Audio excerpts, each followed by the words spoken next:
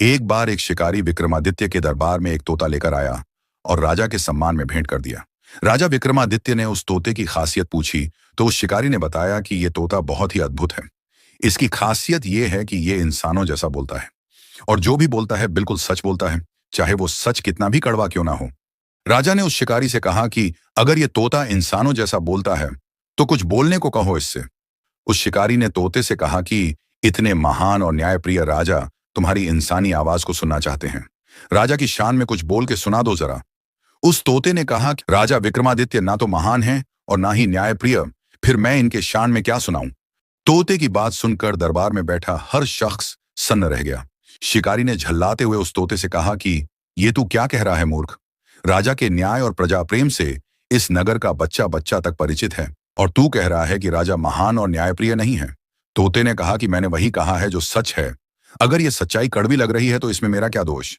राजा विक्रमादित्य ने उस तोते से कहा कि हम तुम्हारे कड़वे सच का सम्मान करते हैं, लेकिन पूरे नगर में तो प्रजा खुशी से उत्सव मना रही है, फिर कोई दुखी कैसे हो सकता है। तोते ने कहा कि हे राजन, अगर नगर में हर कोई सुखी है तो फिर वो बूढ़ी महिला हर रोज आधी रात को नगर के दक्षिण दिशा वाले जंगल में बरगद के पेड़ के नीचे बैठकर क्यों रोती है। राजा ने आश्चर्य भरे स्वर में तोते से पूछा कि ये तुम क्या कह रहे हो। अगर ये बात झूठी निकली तो उसका परिणाम जानते हो। तोते ने कहा कि अगर ये बात झूठी निकली तो आप जो चाहे मुझे सजा दे सकते हैं।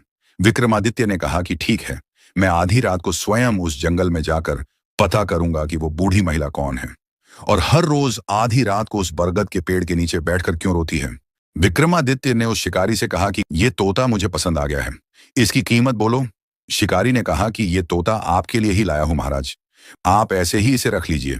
तभी तोता बोल पड़ा कि महाराज, अगर आप चाहते हैं कि मैं आपके राजमहल में रहूं तो फिर आपको मेरी दो शर्तें माननी पड़ेगी।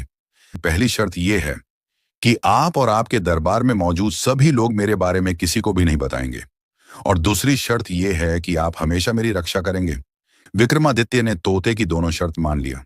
आधी रात के समय राजा विक्रमादित्य नगर के दक्षिण दिशा वाले जंगल की तरफ अकेले निकल पड़े। जंगल में जब पहुंचे तो देखे कि एक विशाल बरगद के पेड़ के नीचे एक बूढ़ी महिला बैठकर रो रही थी। राजा ने उस महिला से उसका परिचय और रोने का कारण पूछा तो उस महिला ने रुदन भरे स्वर में कहा कि महाराज, आप दक्षिण दिशा की ओर बढ़ते जाइए, आपको आपके प्रश्नों का उत्तर मिल जाएगा। राजा ने पूछा कि बात क्या है, मेरी प्रश्नों का उत्तर तुम स्वयं क्यों नहीं दे रही हो। उस महिला ने कहा कि मैं आपको कुछ नहीं बता सकती, अगर आपको अपने प्रश्नों का उत्तर चाहिए तो दक्षिण दिशा की ओर बढ़ते जाइए। उस बूढ़ी महिला ने राजा को दक्षिण दिशा में जाने को क्यों कहा, यह जानने के लिए स्क्रीन पर नीचे दिख रहे लिंक पर जाएं और पूरा वीडियो देखें।